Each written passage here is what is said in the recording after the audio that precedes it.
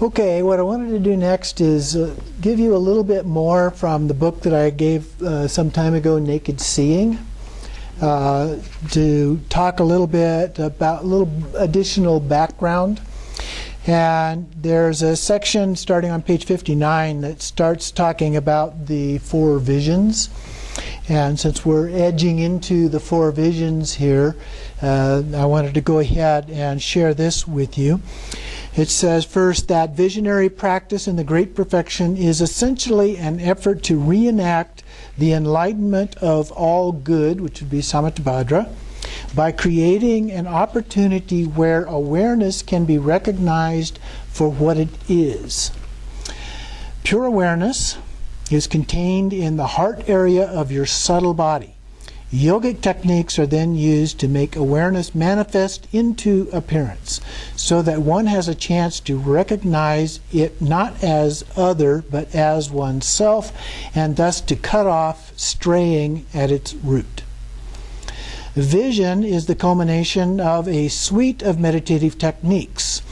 Two stages, or it's organized into two stages called breakthrough and direct transcendence, Togal. Breakthrough refers to the meditations that cultivate a stable, vivid awareness with the goal of becoming attuned to the mind's emptiness and primordial purity. The Mind series is modeled on the classic Buddhist practice of integrating calm abiding and special insight. Direct transcendence is then synonymous with visionary practice itself, with breakthrough acting as a preparation for direct transcendence, creating a stability without which the yogi would chase or grasp at visions. Breakthrough allows classical Buddhist issues of emptiness, as well as Great Perfection's own Mind series material, to be integrated with their esoteric path of vision.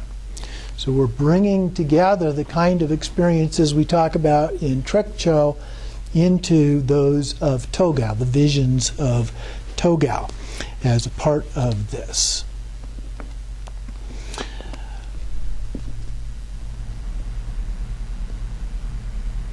And then talks a little bit about the vision of awareness's immediacy.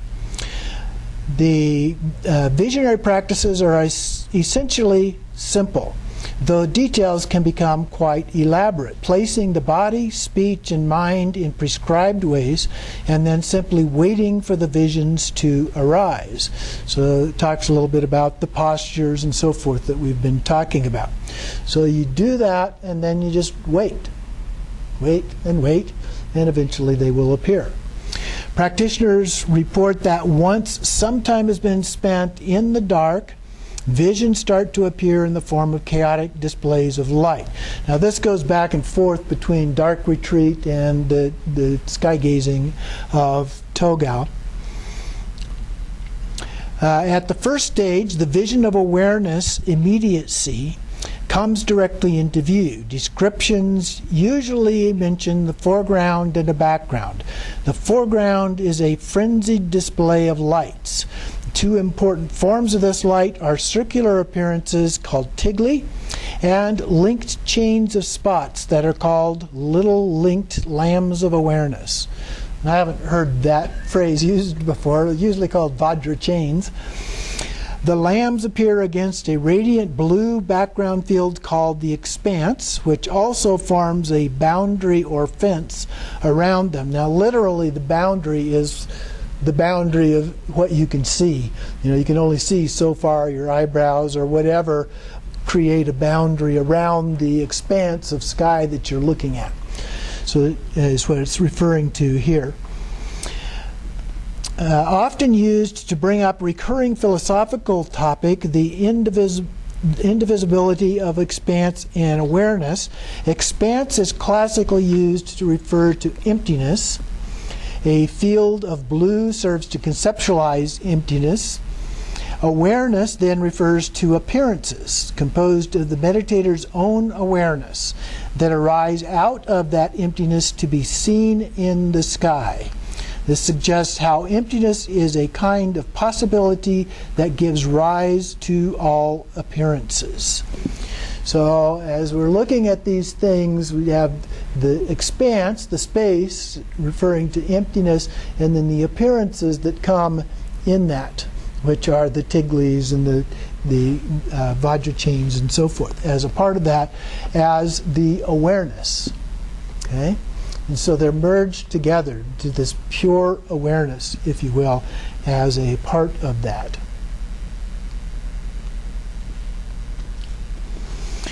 Continuing on then just a little further, many of the scientific reports also help to reinforce our understanding of why these particular sorts of visions might be used in religious contexts. In particular, they represent a type of vision that is different from a true hallucination. We talked a little bit about that last time. In that, the subject who experiences them remains insightful as to their unreal nature. Patients have reported them as being more real than reality. This kind of hyper-vividness, these visual appearances, tend to be somewhat malleable, disappearing when directly scrutinized. So one of the things that it talks about is that as you're looking, you need to stabilize your point of view at just one spot. Because if something appears over to the side a little bit and you go to look at it, it's gone. Okay? So you have to learn to train yourself to be looking without any specific thing to look at in one particular place in order to get things to stabilize as a part of this. They must thus be useful, as Buddha suggests, for cultivating a kind of soft focus, which does not analyze, grasp at, or follow after motion and appearances. And then again, a little further, it talks about the nature of some of these appearances from a scientific point of view. Great perfection is careful to maintain a kind of egalitarian stance about vision. The visions can be seen by anyone with an intact sensory system. Vision simply happens due to the internal dynamics and properties of the ordinary body. The practice of sky gazing for long periods of staring at uniform senses or fields of light can produce visionary experiences in much the same way as immersion in the dark. The brain appears to need a dynamic changing input, and when confronted with monotony such as that produced with an empty sky, it can eventually begin to create its own visual imagery.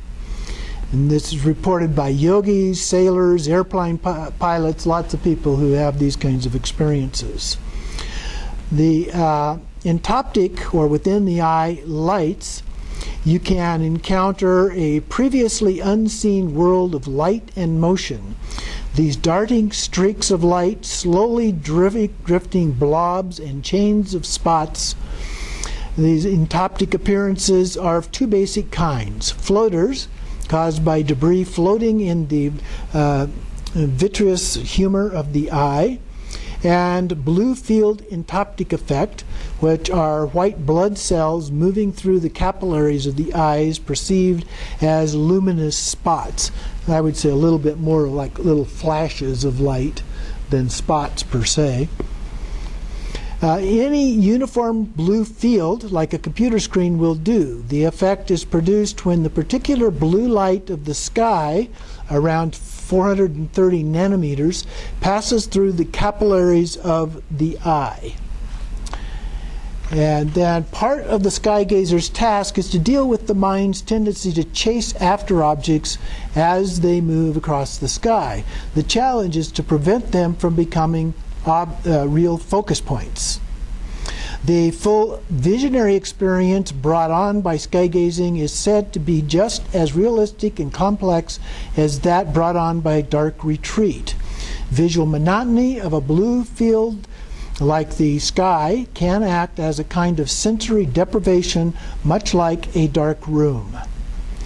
Great perfection texts very commonly describe natural phenomena in terms of underlying transcendent processes. Entopic phenomena are also described as gateways into or introductions to the process that underlie visions. And then first, while they are clearly located within the container of the body, they appear as objects in the distant sky, a dissonance between external objects and the inner world that brings together the fragmented worlds of self and other. So you can begin to see the philosophical connection here that's being made. Second, the motion of these lights create the sense that there is an unseen vibrant dimension behind the objective sphere, or a background energy that underlies appearances. Finally, encountering motion where one aspect stasis sets up a discussion of the solidity of appearances themselves, in which light is used as a model for explaining how our environment could be devoid of the solidity and concreteness that we attribute to it, but in that absence is still able to appear and function. So when we say it's like a dream, or it's an illusion, or something like that, it still appears like it's there, it still appears to work, and so forth. And yet we also talk about it in these other terms. So this experience is a way of bringing those together to help explain that commonality between them. And then through connecting the body and light, Kala Chakra and the Great Perfection both find a way to pursue philosophical thought in a particularly visionary way, informed by visual encounters with light. Visionary objects provide examples of the nature of appearances in general, immaterial, insubstantial, fleeting, empty, and intimately related to mind. One intimately experiences an object that is empty and yet appears. Mind is seen in the external world. In this way, all other appearances of the three worlds are illuminated or come to be seen in her light. So a little bit of the science and a little bit of the philosophy of how these things come together to give us the experience. So through doing these things with that correct understanding, we begin to actually see what previously we've more likely experienced more or less conceptually. So that's the idea here, is that this is able to help us transcend the conceptualization of these ideas like emptiness and so forth.